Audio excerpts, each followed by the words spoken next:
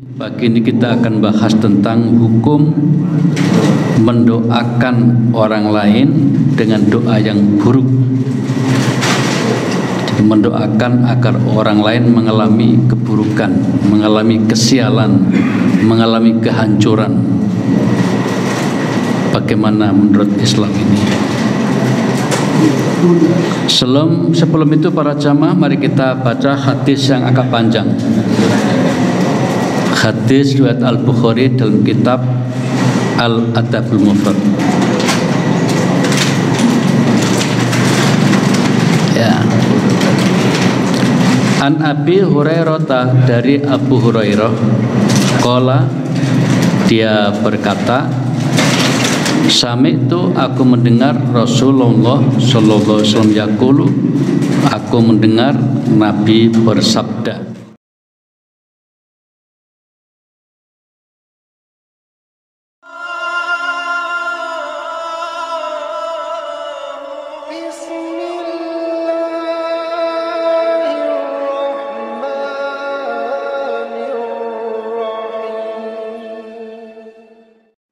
Assalamualaikum warahmatullahi wabarakatuh. Waalaikumsalam warahmatullahi wabarakatuh. Alhamdulillahirabbil alamin.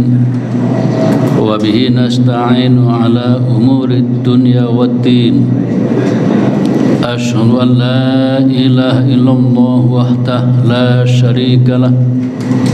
Wa ashhadu anna Muhammadan abduhu wa rasuluh.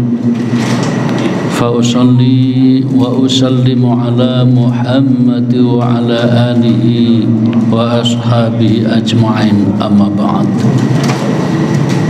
Faqala ta'ala fi kitabihil karim, a'udzu billahi minasy syaithanir rajim. La yuhibbullahu al-jahra bis-su'i minal qawli illa man zulim wa kana Allahu sami'an 'alima. Shadaqallahu adzim. Para jamaah, Bapak Ibu yang saya hormati, pagi ini kita akan bahas tentang hukum mendoakan orang lain dengan doa yang buruk. Mendoakan agar orang lain mengalami keburukan, mengalami kesialan, mengalami kehancuran. Bagaimana menurut Islam ini? Sebelum itu para jamaah, mari kita baca hadis yang agak panjang. Hadis riwayat Al-Bukhari dalam kitab Al-Adabul Mufrad. Ya. An Abi Hurairah, dari Abu Hurairah, qala, dia berkata, sami'tu, aku mendengar Rasulullah sallallahu alaihi wasallam yaqulu, aku mendengar Nabi bersabda.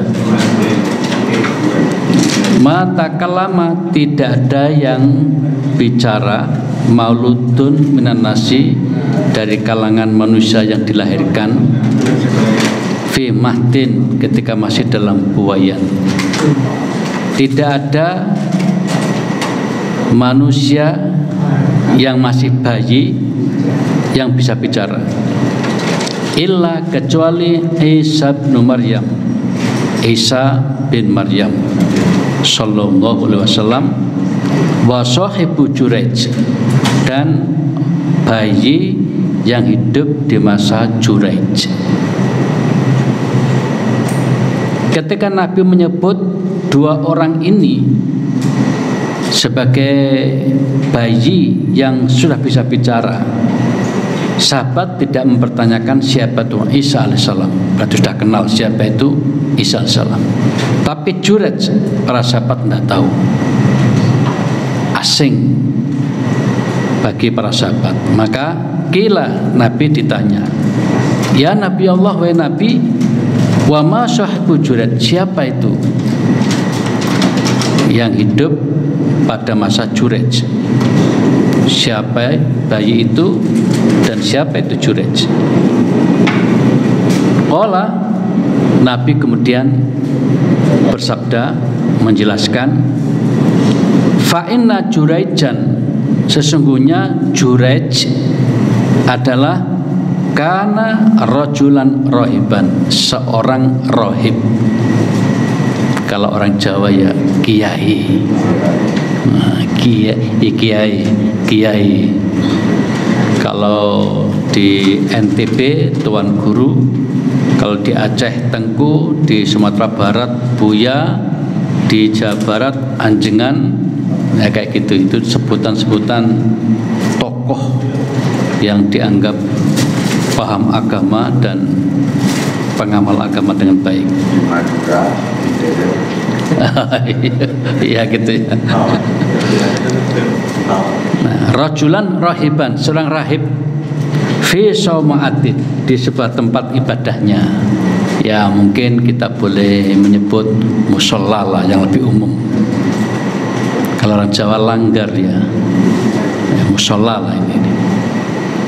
Wakana, nah, selain ada tokoh yang namanya Jurej ini yang menjadi rahib ini, wakana ro'i bakor, ada seorang pengembala sapi. Jadi cerita ini digambarkan para pemeran lebih dulu. Pertama Jurej, ya, yang ahli ibadah itu.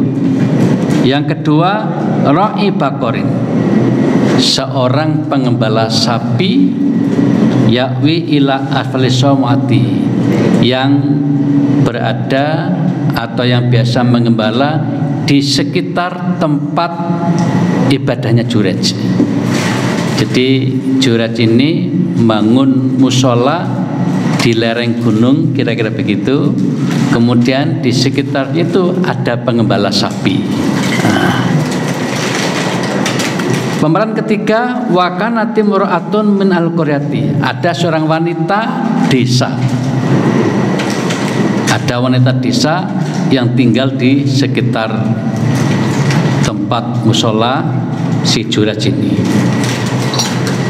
di mana wanita ini tahtalifu ilar ro'i, ya berkali-kali mendatangi pengembala sapi itu. Jadi ada wanita kampung mendatangi pengembala sapi, merayu dan sebagainya. Itu pemeran ketiga. Yang keempat, fa'atat ummuhu yauman, ibunya Jurej. Jadi ada empat, ada Jurej, ada pengembala sapi, ada wanita desa, ada ibu Jurej. Di belakang nanti ada raja, kemudian orang banyak. Nah, jadi paling tidak ada 5 ini pemeran dalam cerita ini.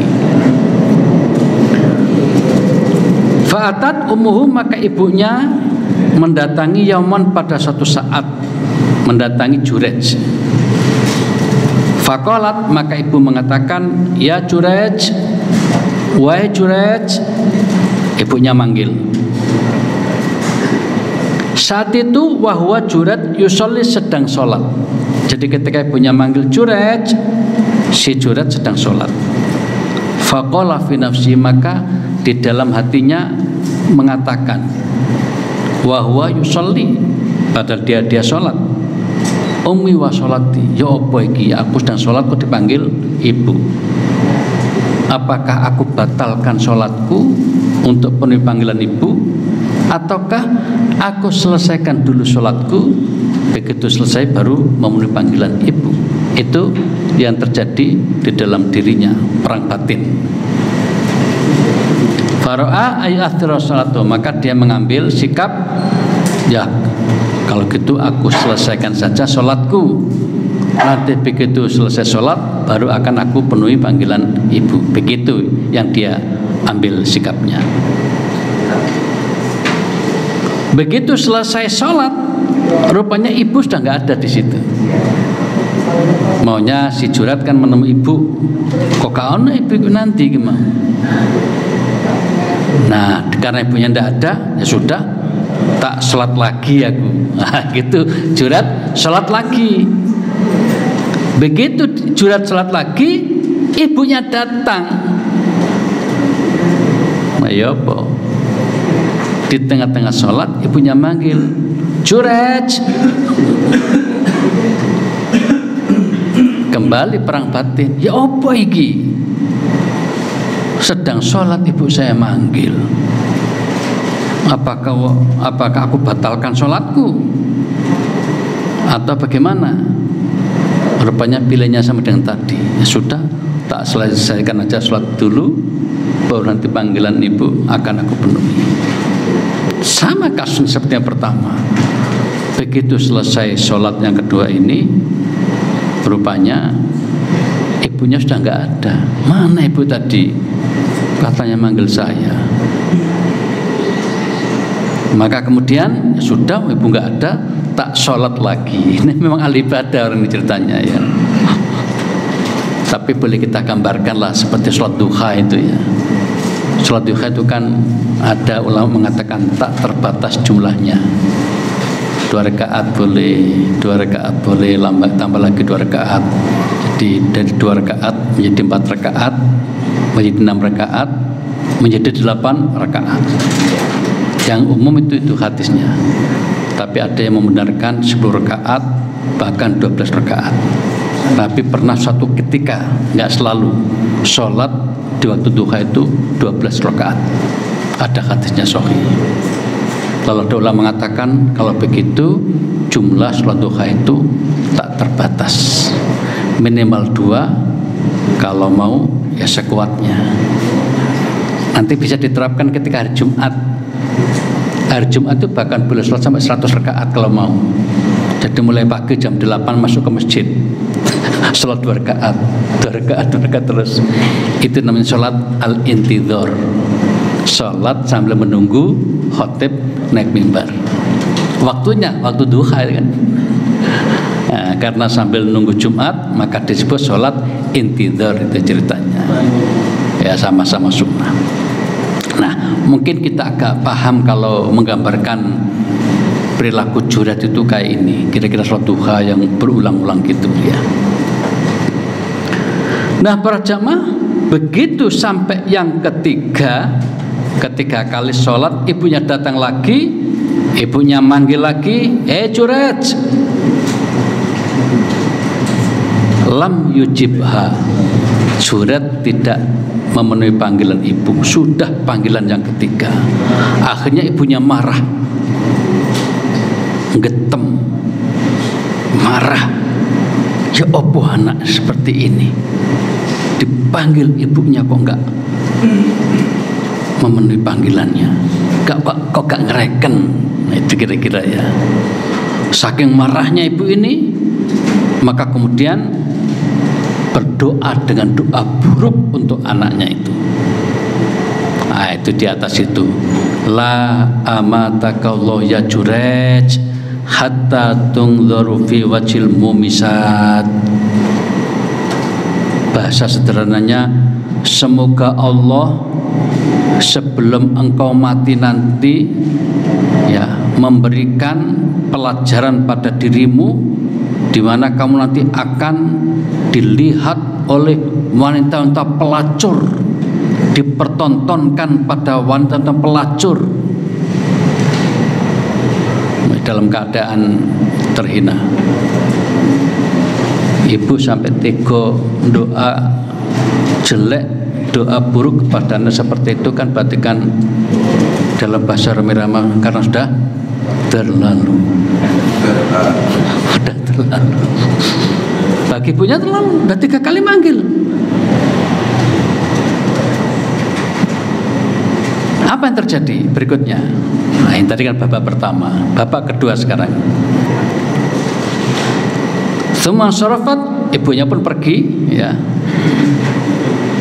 Fatal maliku betil kal mar'ah, maka sang raja mendatangkan wanita itu, waladat yang sudah melahirkan. Nah, jadi tiba-tiba ada berita viral. Berita viral itu adalah ada seorang wanita melahirkan anak yang tidak ada bapaknya. Gegerlah masyarakat ini. Semua masih bertanya, sopo bapak niku, sopo bapak niku, ya kan? Maka wanita tadi didatangkan di hadapan raja, diinterogasi. Miman, iki anak sopo, kok sampean duwe anak kok ingin ini? Ini anak dari siapa? Qalat, si wanita desa tadi mengatakan, min Jurej, ini anak Jurej, Pak.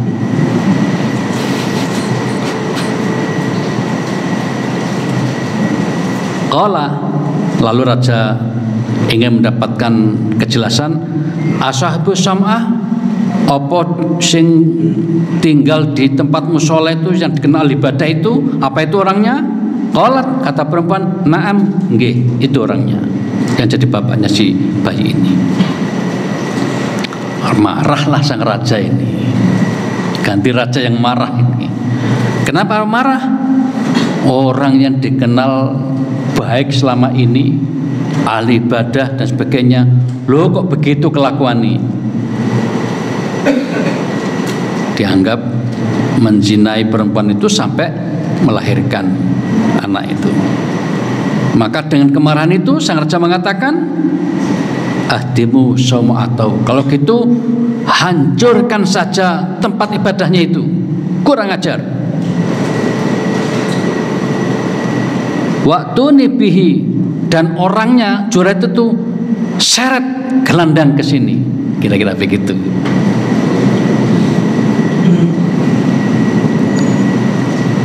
Fadarabu atahu, maka prajurit dikerahkan, didukung oleh masyarakat yang ikut-ikut marah karena ada warganya yang melahirkan tidak jelas bapaknya tadi itu. Begitu sampai di dekat mana mushola tadi itu, dikatakan sini fadarabu atahu bil fuus, maka mereka menghancurkan mushola itu pakai pecok, pakai kapak, hatta waqa'at, hingga rata. Masih ingat peristiwa zaman sang pencerah itu ya? Ya, langgar beliau dirobohkan. Ini pakai pecok ini. Bilfuus pakai pecok, pakai kapak sampai hancur rata. Bukan hanya itu, faja'alu yadau ila unukihi bihablin. Setelah musholanya diratakan, maka kemudian si Jurej ditangkap, kemudian tangannya diletakkan di belakang leher dan diikat.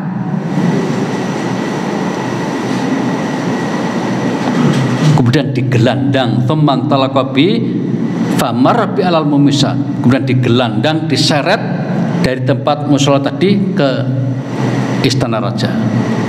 Di tengah-tengah perjalanan itulah maka kemudian dia melewati wanita-wanita pelacur. Sang Juret melihat pelacur-pelacur menyaksikan dirinya, ya, wahunna yang dzurna ilahi, dan wanita-wanita pelacur menyaksikan Juret yang sedang digelandang dalam keadaan diikat tangannya di belakang leher itu, dalam keadaan terhina. Ya kan, bayangkan orang aslinya ahli ibadah kemudian digelandang, diseret, disaksikan, dalam bahasa kita diarak gitu ya, dipermalukan itu kan. Dan banyak wanita pelacur ikut menyaksikan saat itu. Begitu sampai di depan raja, faqal Malik matasmu hadhi, apa sebenarnya yang terjadi ini? Qala matasmu, apa yang kau maksudkan? Jadi Juret tidak merasa melakukan apa-apa, tapi kenapa saya diperlakukan seperti ini? Ya, kemudian kata raja, kamu tidak sadar anna walada minka, bahwa bayi ini kamu kan bapaknya? Nah, kemudian si Juret bertanya kepada perempuan, wahai wanita, apakah benar kamu mengatakan bahwa aku bapaknya? Naam, iya, aku mengatakan bahwa bapak bayi ini sampean. Dalam batin Jurat kurang ajar, tapi nggak disampaikan. Kemudian Jurat mengatakan, ya sudah kalau begitu saya ingin bicara sama bayi itu. Ana hadza saghir, mana si bayi itu? Qalu, mereka yang ikut menyaksikan mengatakan, wadha fi hijrah, itu yang ada di pangkuan wanita itu, di pangku, masih kecil, masih bayi, belum bisa bicara, aslinya itu belum bisa bicara. Faqbal alaihi, kemudian dihadapkan pada Jurat itu. Faqala, lalu Jurat bertanya kepada si bayi itu, mana abuka? Hei bayi, siapa sebenarnya bapakmu itu? Sopo saja nih? Kok aku sampai diarani bapaknya itu? Gimana ceritanya ini? Man abuka, siapa bapakmu? Bapakmu, wahai bayi. Qala, saat itu dengan kehendak Allah bayi bisa bicara. Ra'il bakor, bapakku adalah sang pengembala sapi yang ada di sekitar pondok itu atau musola itu. Maka saat itu kemudian sang raja merasa bersalah, orang-orang di sekitar juga merasa bersalah karena salah mengambil keputusan. Pondoke musole udah terlanjur dihancurkan, si Jurat udah terlanjur diseret dan digelandang, diarak di tengah-tengah masyarakat. Sang raja merasa salah besar. Untuk penyesalannya itu, maka sang raja menawarkan kepada Jurat, wahai Jurat, anaj'alu sawma'ataka min dhahab, apakah boleh aku membangunkan musolamu dari bahan-bahan emas permata? Qala, lah, tidak perlu sang raja, tidak perlu. Min fiddatin, atau kami buat dari perak? Lah, tidak usah. Faman naj'aluha, lalu kami harus membangun pakai apa untuk musolamu yang sudah terlanjur kami robohkan itu? Rudduha kama kanat, ya sudah sang raja, kalau panjenengan memang ingin membangunkan musola kami, silahkan dibangun seperti semula, apa adanya. Ya, kita boleh bayangkan kalau misalnya di daerah yang dekat perkayuan, ya dari bahan-bahan kayu yang banyak. Kalau di Jawa kayu yang bagus ya kayu jati. Kalau di Kalimantan kayu ulin, ada yang dari Kalimantan ini. Yang terkenal itu kayu ulin, mahal itu, mahal. Ada mengatakan kayak besi gitu ya. Nah, para jamaah, akhirnya sang raja mengalah dan kemudian membangunkan kembali musolanya dari ini, karena Jurat nggak bersalah ternyata. Jurat kena fitnah. Nah, para jamaah, ketika terjadi dialog itu, tiba-tiba tampak pada bibir Jurat itu tersenyum. Maka sang raja heran, lalu bertanya, faman ladzi tabassamta he Jurat, sampean tak delok kok senyum itu ada apa? Dalam suasana tegang tadi kan mestinya orang malah ya, diam atau mungkin agak marah. Ini enggak, kok malah senyum? Apa yang menyebabkan Anda itu tersenyum? Qala, Jurat kemudian mengatakan, amron araftuhu adrakatni da'watu ummi thumma akhbarahum. Kemudian siapa Jurat mengatakan, ya, ini sesuatu yang luar biasa, yang benar-benar baru aku sadari. Ternyata doa ibu itu luar biasa. Doa ibu itu luar biasa. Terus menceritakan tentang kasus sebelumnya, bahwa dia ketika sholat dipanggil ibu tidak memenuhi, sampai 3 kali hingga ibunya marah lalu mendoakan, semoga sebelum engkau nanti mati Allah akan mempertunjukkan di hadapan wanita-wanita pelacur, dipermalukan di hadapan orang banyak dan sebagainya tadi itu. Nah, ini ceritanya para jamaah. Ini adalah hadis riwayat Al-Bukhari. Dalam versi yang lebih sederhana ada Bukhari, ada Muslim, dan ini yang versi Al-Adabul Mufrad. Ini yang sangat panjang tadi itu ceritanya. Kata Albani, hadis ini sahih. Para jamaah, berdasarkan kisah ini dapat kita ambil pelajaran. Panjang ya. Nah, ini pertama, waspadalah terhadap doa ibu, karena doa ibu itu sangat mustajab, mudah dikabulkan. Hati-hati dengan doa ibu. Jadi ini ibu punya 2 kedudukan di cerita ini. Yang pertama sebagai ibu mudah dikabulkan. Yang kedua, sang ibu merasa dilecehkan, dizalimi oleh anaknya, itu juga mudah dikabulkan. Siapapun orang yang terzalimi lalu berdoa mudah dikabulkan. Ada hadis mengatakan da'watul mazlumi mustajabah, doanya orang yang dizalimi itu mudah dikabulkan. Di hadis lain itu tidak ada hijab, langsung tembus kemudian dikabulkan. Ya. Pelajaran kedua,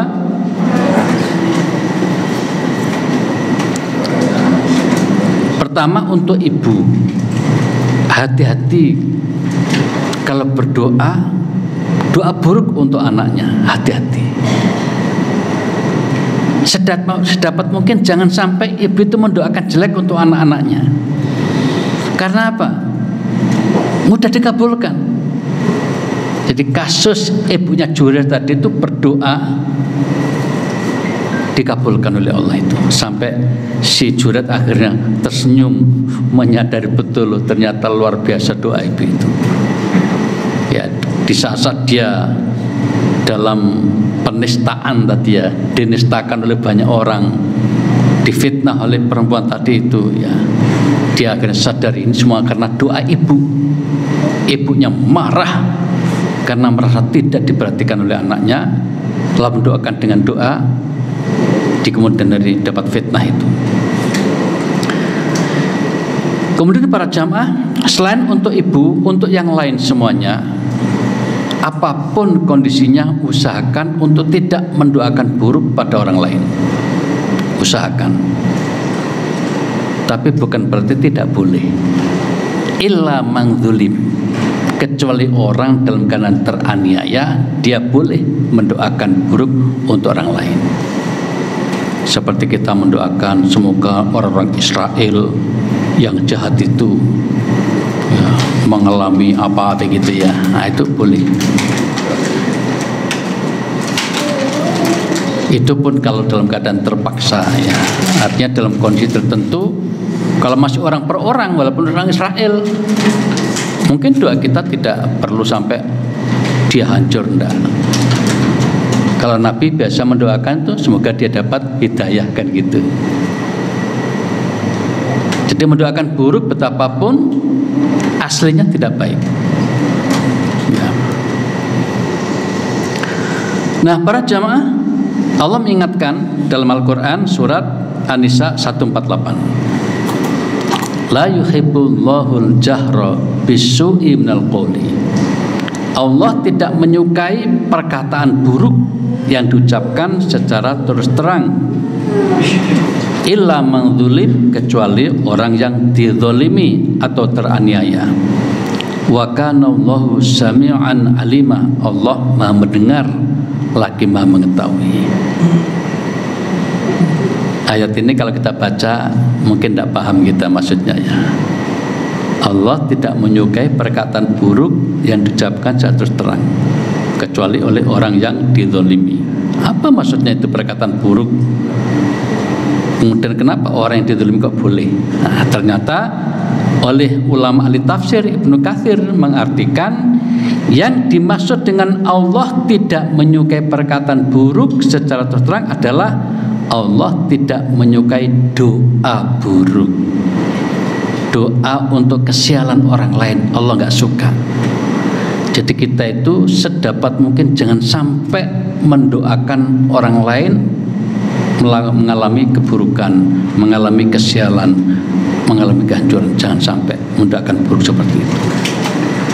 Tetapi di ayat ini ada kata-kata illa man zulim, kecuali orang yang dalam posisi teraniaya, dia boleh mendoakan buruk pada orang lain.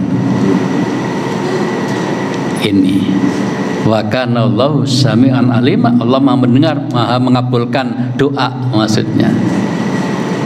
Namun demikian kata Ibnu Katsir, sungguh pun Allah memberikan ruang boleh mendoakan buruk kepada orang yang menzalimi kita, tapi jika kita sanggup menahan diri untuk tidak mendoakan buruk, itu jauh lebih baik. Jadi kalau kita menahan diri untuk tidak mendoakan buruk, tidak membalas ya keburukan pada orang dengan doanya, itu lebih baik, kata Ibnu Katsir. Lebih jauh Ibnu Katsir mengutip pendapat Hasan Al-Basri. Hasan Al-Basri adalah ulama yang sangat dihormati. Kalau dalam mazhab itu semua mazhab. Nah, jadi pada masa beliau ini belum muncul mazhab-mazhab, sehingga semua kalangan ulama itu hormat pada dia. Apa kata Hasan Al-Basri? Janganlah seseorang mendoakan keburukan pada orang lain. Ojo sampai ndongakno wong liya dengan doa-doa yang buruk, jangan sampai.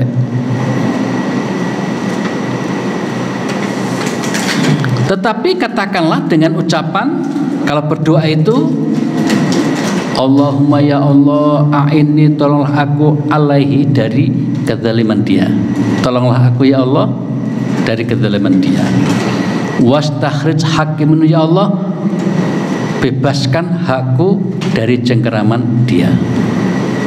Dalam bahasa sederhana, ya Allah tolonglah aku agar aku tidak lagi dizalimi oleh dia. Jadi tidak mendoakan buruk pada dia kan, tapi doa untuk kita agar kita diselamatkan oleh Allah. Itu doa yang bagus, kata Hasan Al-Basri. Jadi tidak mendoakan ya Allah hancurkan saja dia, tidak begitu. Ya Allah jadikan dia orang yang kena penyakit selama hidupnya misalnya, tidak begitu doanya. Tapi ya Allah tolonglah aku, selamatkan aku dari kezaliman yang dia lakukan kepadaku. Nah, ini kata Hasan Al-Basri. Sehingga kita terhindar dari doa buruk, doa keburukan untuk orang lain.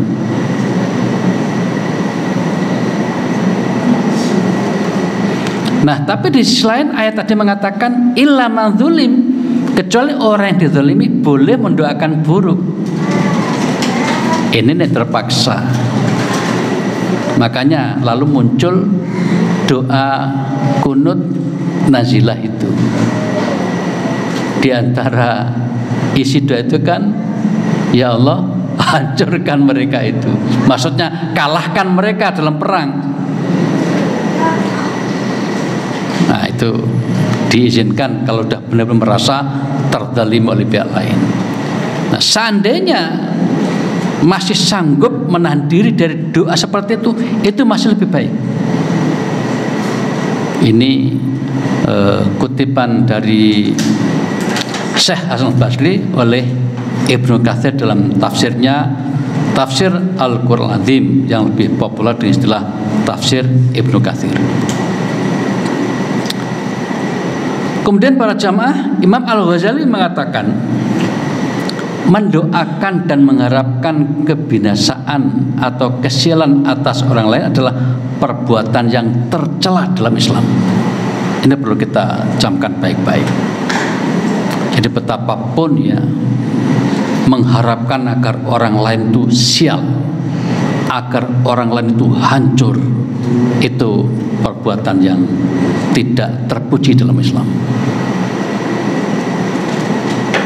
Harusnya kita itu malah mendoakan kebaikan untuk orang itu, tidak seperti yang digambarkan ini. Nah, lebih jelas Imam Ghazali membuat pernyataan begini, wa yaqrubu minal la'ni, termasuk perbuatan melaknat adalah addu'a, berdoa al insani kepada orang lain bisyarri, agar mengalami keburukan. Ya Allah, kumohon padamu tetanggaku ini agar rumahnya terbakar. Wah, ya pada ngono. Tidak boleh. Ya Allah, kumohon padamu tonggoku sing katanya sombong oleh mobil anyariku kecelakaan di tengah jalan. Tidak boleh doa seperti itu. Nah, dalam bahasa Jawa itu tak dongakno muga-muga selamat gak selamat. Tidak boleh begitu. Wong Jawa kadung ngomong abot iku. Muga-muga gak selamat itu luas sekali maksudnya itu. Pada hidupnya kan pengen selamat. Kok didongakno gak selamat?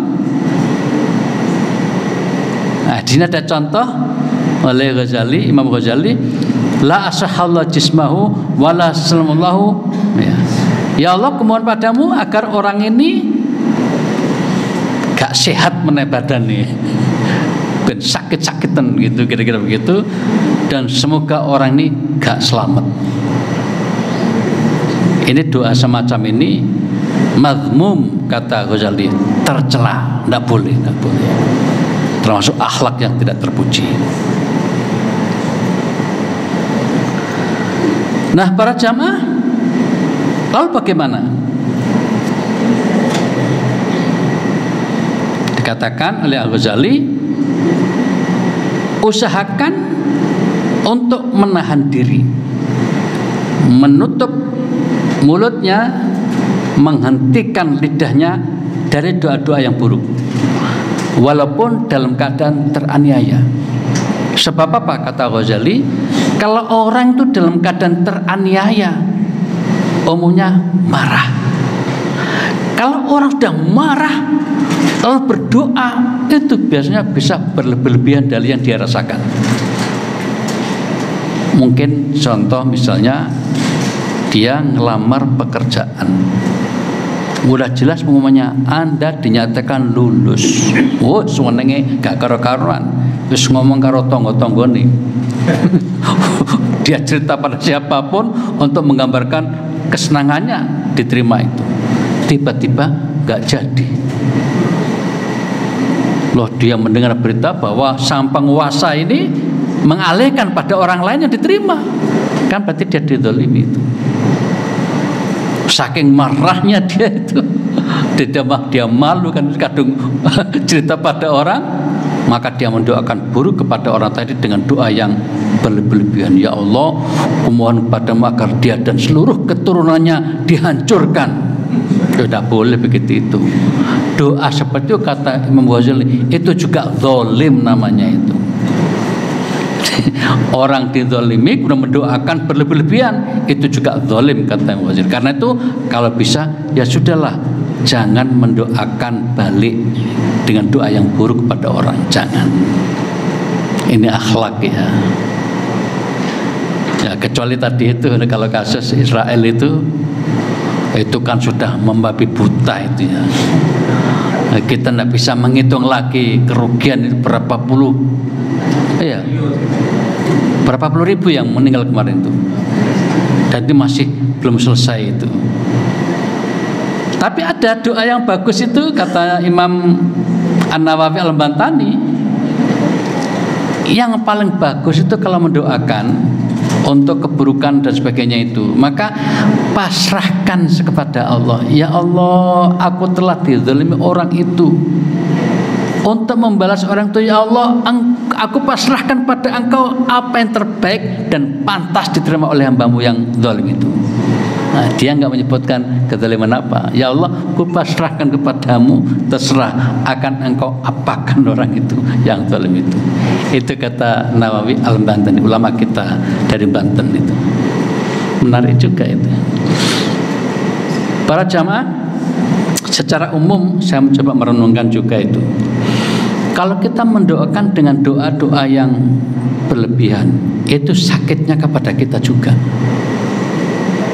Ya Allah, kumohon padamu, hancurkan saja orang tua, hancurkan. Mereka juga itu sakit. Ya kan, dia marah.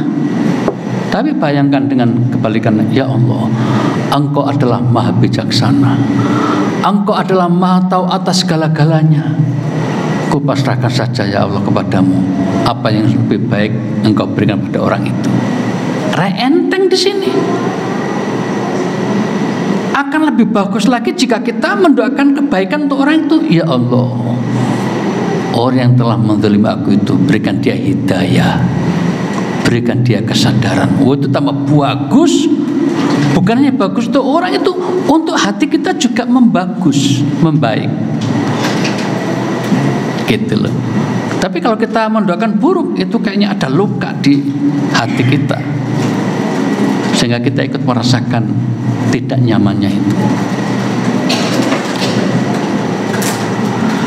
Nah, para jamaah, secara umum ya, bagaimana kita menyikapi ketika seseorang menzalimi kita? Yang pertama, kita harus sabar. Sabar dulu, sabar.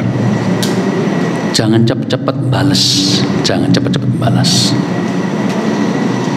Sebab bisa jadi orang berbuat tidak baik kepada kita itu karena dia tidak tahu. Nah, coba kayak kasus raja tadi itu. Raja tadi itu memperlakukan juret dengan kasar seperti itu, menghancurkan tempat beribadah, kan karena tidak tahu. Jadi bukan semata-mata kesalahan raja, walaupun tetap ada salahnya ya, karena keburu-buru tadi ya. Maka yang bagus adalah berikan kesempatan dia untuk sadar dulu. Maka kita disuruh menahan diri untuk sabar ya, ketika ada orang menzalimi kita itu.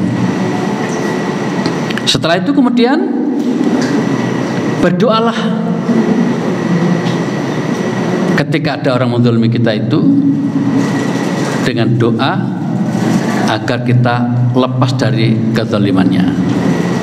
Tadi ada doa yang bagusnya dari Hasan Basri, Allahumma a'inni alaihi, ya Allah tolonglah aku dari kezaliman dia, dari perilaku jahat yang dilakukan kepadaku.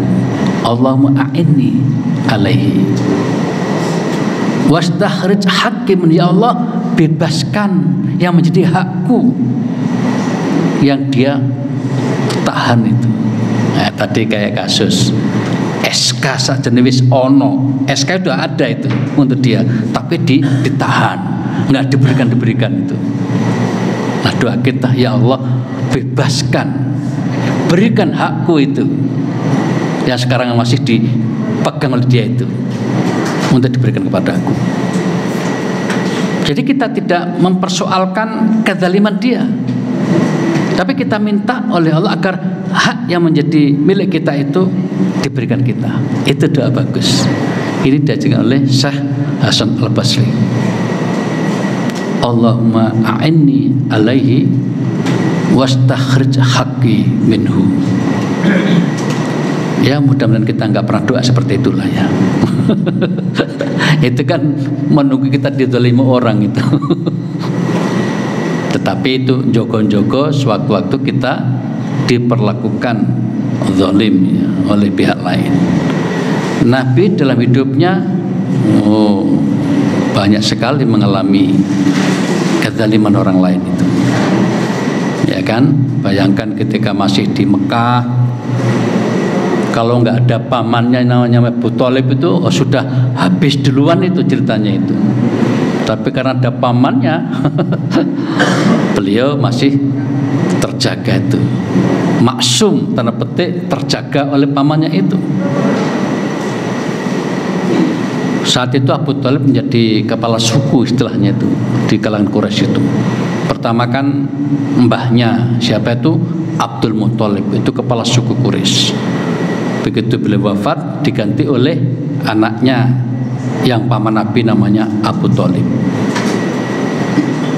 Nah, walaupun ya Nabi menjadi keponakannya, tapi orang-orang masih tetap ingin mengganggu. Tetapi mengganggunya terkendala oleh paman Abu Thalib itu. Begitu Abu Thalib meninggal, Quraisy dipimpin oleh Abu Jahal. Wah, ini permusuhan kepada Nabi Muhammad semakin dahsyat sampai berakhir dengan keputusan yopo harus dibunuh Muhammad itu. Nah, karena tidak mudah membunuh Nabi Muhammad, akhirnya dipanggillah para pemuda Quraisy saat itu. Kemudian diadakan sayembara, siapa yang berhasil membunuh atau membunuh Muhammad akan dapat hadiah sekian besar.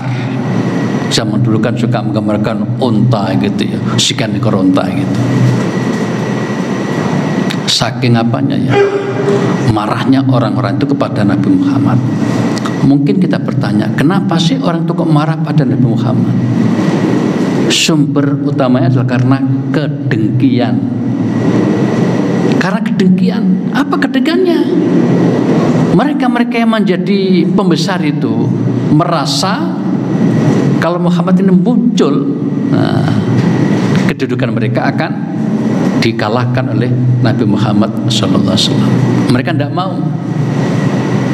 Di antaranya itu, ya akhirnya karena gesekan-gesekan tidak bisa dikendalikan, terjadilah ya permusuhan yang terus-menerus sampai akhirnya oleh Allah, dalam bahasa Jawanya Nabi disuruh ngalah dengan cara apa? Wis gak usah nang Mekah dhisik, saiki pindah nang nggone Madinah. Yang namanya hijrah itu kan gitu ceritanya.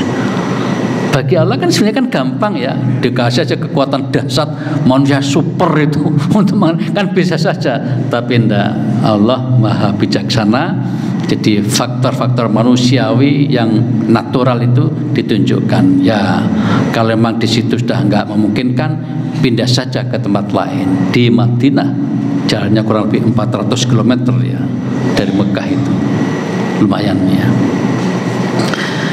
Nah para jamaah, jadi kalau kita dizalimi seseorang, maka doa yang bagus ya adalah, ya Allah tolonglah aku agar aku lepas dari kezalimannya. Ya Allah tolonglah aku agar yang menjadi hakku tetap menjadi milikku. Nah itu intinya doa dari Hasan Basri. Kemudian berikutnya kata Imam Ghazali, di saat-saat kita tuh marah, dizalimi orang itu, tetap jagalah mulutmu untuk tidak berdoa buruk pada orang itu. Kenapa? Kata Imam Ghazali, orang kalau lagi marah itu, dianiaya orang lalu marah itu, kalau berdoa dikhawatirkan melampaui batas di isi doanya itu. Melampaui batas. Nah kata Imam Ghazali, kalau orang berdoa dengan doa buruk yang melampaui batas, saat itu dia dalam posisi menzalimi orang juga, sehingga sama-sama kena dosanya. Untuk itu hindari dari berdoa buruk itu. Kemudian kata Imam An-Nawawi yang keempat ini, lebih bagus kalau menyerahkan urusan tadi itu kepada Allah, agar Allah yang membalasnya dengan balasan yang pantas untuk orang yang menzalimi kita itu. Tadi saya katakan bahwa kalau kita bisa mengungkap dengan doa-doa seperti ini, hati kita terjaga dari kesakitan, hati kita terjaga dari ya penyakit. Tapi sebaliknya kalau kita marah dan terus marah, bisa terbakar hati kita itu dan lemah akhirnya. Makanya di sini kata Al-Bantani ini, ya sudahlah, dalam keadaan yang teraneh seperti itu, pasrah saja kepada Allah dan serahkan pada Allah, biar Allah nanti membalasnya yang pantas untuk dia seperti apa. Dan yang kelima adalah mendoakan kebaikan kepada orang yang menzalimi itu. Ini malah bagus kalau bisa ini. Ini kelas Nabi ini yang bisa ini. Jadi kalau kita bisa seperti itu, bisa naik derajat sampai kelas Nabi ini. Ketika dizalimi orang, malah mendoakan kebaikan. Jadi ketika Nabi berdakwah, kemudian oleh mereka tidak mau terima, malahan bahkan kemudian melukai Nabi, ada yang melempari, sampai di antara gigi Nabi itu ada yang patah karena dilempar oleh batu. Apa kata Nabi?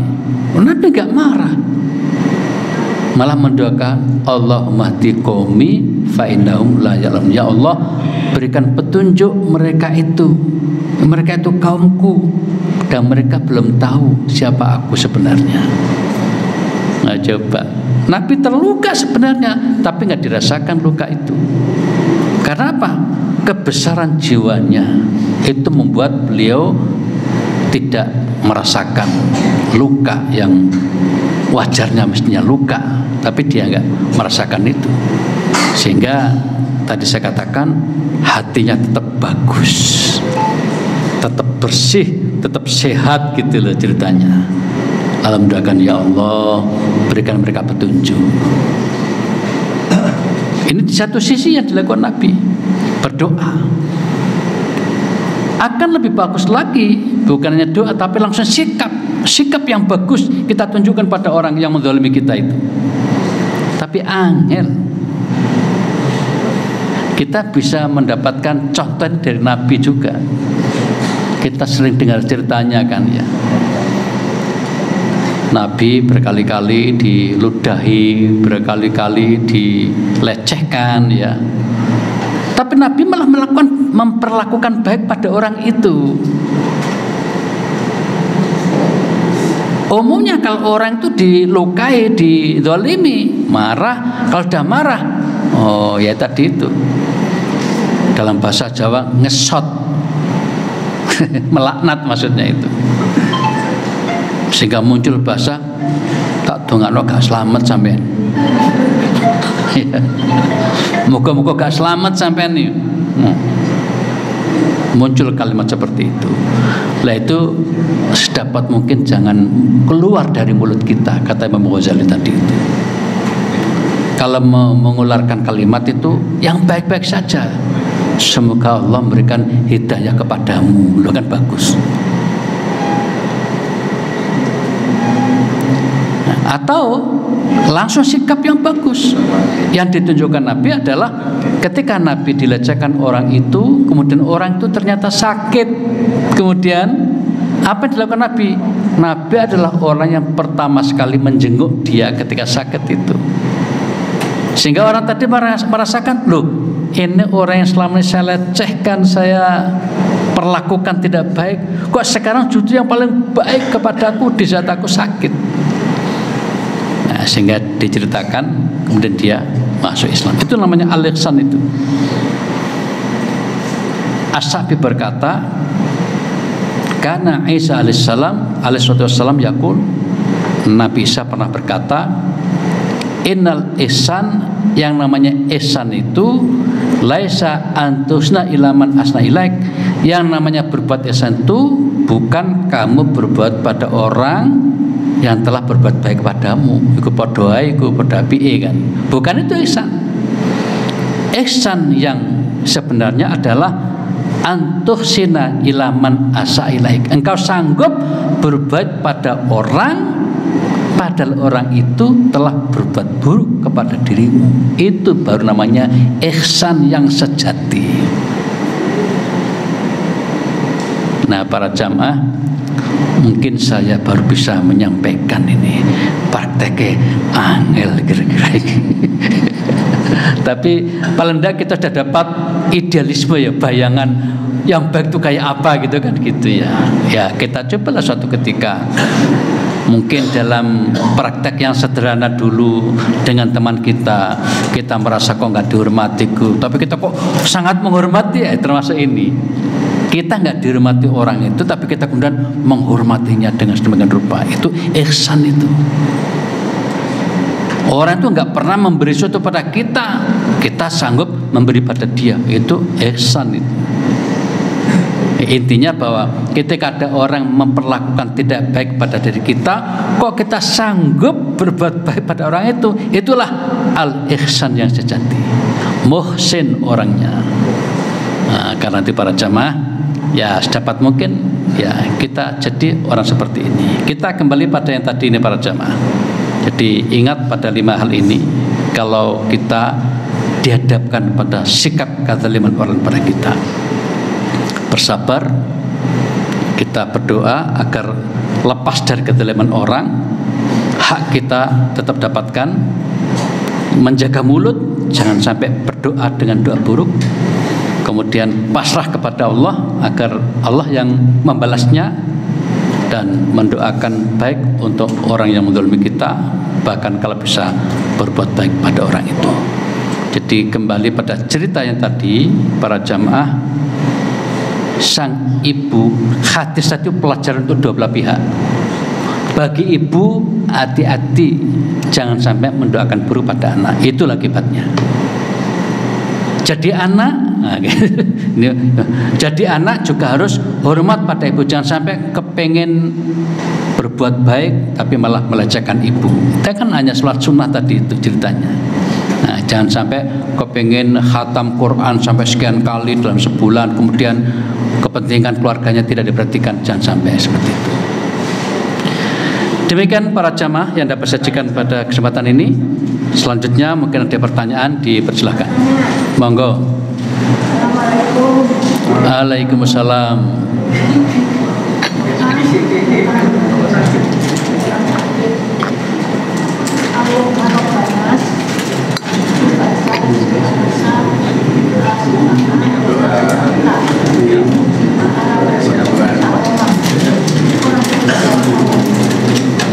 Doa apa tadi itu ya? Doa sakit mau marobanas.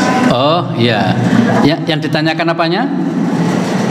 Tapi yang saya doakan itu anak saya akhirnya sakit juga. Oh iya. Sama. Boleh. Karena Allah itu punya kekuasaan untuk berbuat apa saja, termasuk bisa menyembuhkan penyakit apa saja. Jadi boleh dipakai. Monggo dilanjutkan aja itu. Sambil pakai bahasa kita sendiri yang lebih paham. Kadang-kadang kalau bahasa Arab kan kurang pas ya, ditambah bahasa Jawa, bahasa Indonesia. Ya Allah, kumohon kepadamu ya Allah, sembuhkan anak saya yang sampai sekarang masih sakit dengan sembuh yang tidak lagi sakit. Nah, misalnya boleh saja. Ya, ada lagi, monggo. Berkaitan dengan kita dizolimi orang, terus kemudian kita kalau bisa tidak mendoakan dia yang buruk. Nah, kalau kita tetap mendoakan, tetapi doanya itu tidak berkaitan dengan kezaliman. Nah, contoh kita diserempet orang, terus kemudian kita tidak marah orang itu, tapi kita mendoakan misalnya, ya Allah semoga anak saya jadi anak yang soleh. Jadi doanya itu doa kebaikan, tapi nggak ada kaitannya dengan kezaliman itu misalnya. Itu apakah boleh? Terus kemudian kedua, tadi kalau nggak salah kita kalau mendoakan kezaliman kan tadi boleh, tapi takutnya doa kita itu lebih mendolimi dia ke kita, sehingga orang yang mendolimi kita itu nanti nagih kedoliman doa kita gitu. Ini kan berarti otomatis kita kan berdosa. Nah sekarang kalau kita pernah melakukan itu doa yang kedoliman ke orang lain, maksudnya kita mendoakan jelek, nah ini bagaimana kita meminta maaf supaya kita nggak rugi gitu kan, di akhir kan nggak ada lagi kayak gitu-gitu. Nanti kan pahala kita kan diambil seperti itu. Ya kembali semacam dicabutlah doanya itu. Doanya dicabut aja yang dulu itu. Ya Allah. Kalau sudah berdoa, iya kan? Dicabut aja kan? Kita berdoa sama Allah supaya tidak dikabulkan. Iya. Kecuali kalau sudah terlaksana ya kita harus minta ampun kepada Allah. Kemudian ya Allah jadikanlah hal-hal yang tidak baik pada orang tadi itu menjadi pengampunan dosa untuk orang tadi itu, dan kita mohon ya Allah untuk saya ampuni, dan sebaliknya aku akan melakukan kebaikan lebih lanjut nanti yang akan datang. Kan di Islam itu mengatakan untuk menutupi kesalahan-kesalahan kita, untuk menutupi dosa-dosa kita, lakukanlah kebaikan-kebaikan. Innal hasanat yudhibnas sayyi'at, karena perbuatan baik bisa menutup perbuatan yang buruk. Nah, jadi cara begitu, termasuk kasus tadi, dengan cara juga minta kepada Allah. Kemudian doa apapun bagus saja. Pada saat kita sedang dalam posisi ini, kita berdoa, ya doa apapun bagus saya kira. Ya. Hanya saja tadi kan ada peringatan, ya Imam Ghazali itu yang mengingatkan itu, ojo sampai pas lagi marah-marahnya itu mendoakan pada orang zalimi, itu berbahaya, itu bisa melampaui batas tadi itu. Saya kira itu bagus peringatan untuk kita. Baik para jamaah, mudah-mudahan bermanfaat. Masih ada lagi pertanyaan? Kalau ada seseorang, kalau didolimi orang lain, itu dia bilang alhamdulillah, karena dapat transferan pahala dari orang yang didolimi, dan yang didolimi itu dosanya ditransfer ke orang yang mendolimi. Gimana Pak? Kalau bisa bagus banget itu. Kalau bisa bagus banget, tapi apa ono wong sing kuat kok ngono kuwi gitu, maksudnya kan itu. Nabi kan begitu memangnya. Dan itu memang hukum dalam Islam seperti itu. Jadi kalau kita ini diperlakukan zalim oleh pihak lain, kok kita diam saja, kita dapat peluang untuk transferan pahala orang itu. Kalau orang itu nggak ada pahala, dosa kita ditransfer, itu hukum dalam Islam begitu. Tapi opo iso kita seperti itu? Ya mudah-mudahan bisa Pak ya. Paling tidak secara teoritis kita mengetahui seperti itu, walaupun wangel itu untuk mengamalkannya. Ya masih ada lagi monggo. Assalamualaikum warahmatullahi wabarakatuh. Waalaikumsalam warahmatullahi wabarakatuh. Di tahun 2009 pernah saya alami. Saya ini pernah diterima orang. Pernah difitnah, pernah dikeroyok marinir 20, pernah saya alami itu. Padahal saya di masyarakat itu membantu masyarakat untuk bedah rumah, pavingisasi jalan. Terus itu ada kekurangan dana 6 juta. Jadi saya pinjam sama dengan itu nggak ada Pak RW. Terus akhirnya salah paham RW-nya sehingga dia mengarahkan tentara sama 20 ngeroyokan. Terus itu saat tiap malam itu berdoa terus. Ya. Ya apa doanya?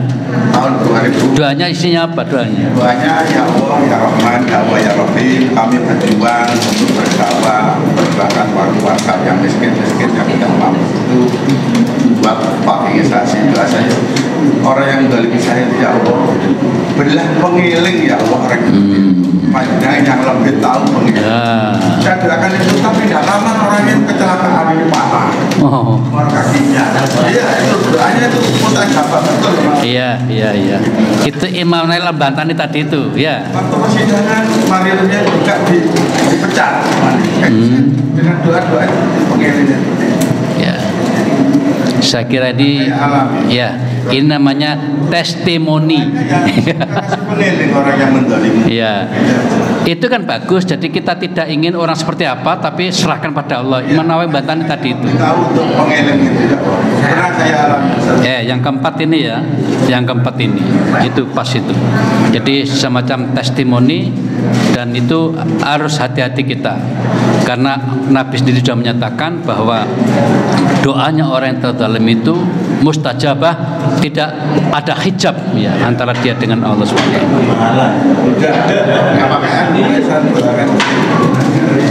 Nggak minta maaf. Orang tuanya datang ke rumah, orangnya penjara. Oh iya. Baik, terima kasih, informasinya sangat menarik ya. Kita berdoa mudah-mudahan kita semuanya diberi ketabahan hati, diberi kekuatan iman, kesabaran dan kearifan dalam hidup ini, dan semoga kita senantiasa dimudahkan melakukan amal-amal kebajikan. Kita akhiri dengan doa kafatul majelis. Subhanakallahumma bihamdika asyhadu an la ilaha illa anta astaghfiruka wa atubu ilaik. Terima kasih, mohon maaf. Wassalamualaikum warahmatullahi wabarakatuh.